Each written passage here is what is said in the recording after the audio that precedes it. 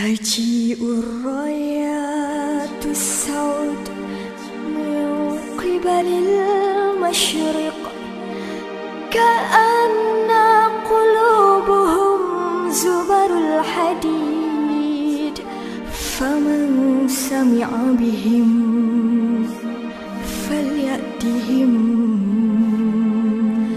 فليبايعهم ولو حبوا على الثلج. Siapakah yang paling ajaib imannya?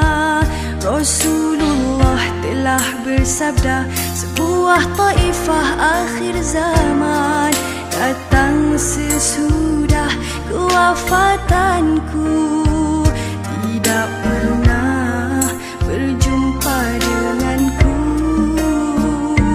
tapi sangat mencintai diriku, melebihi anak dan ibu bapa mereka.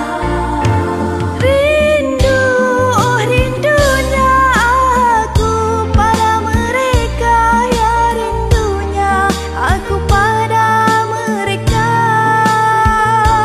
Wahai Abu Bakar, tidakkah kamu juga merindukan mereka? Sedangkan mereka sangat merindukan diri kamu, kerana kamu sahabatku.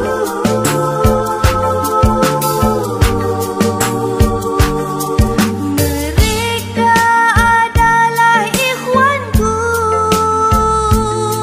saudara-saudaraku. Sedangkan kamu sahabat-sahabatku. Berbahagialah orang yang bertemu denganku dan beriman denganku. Berbahagialah 7 kali orang yang tidak bertemuku tapi beriman denganku.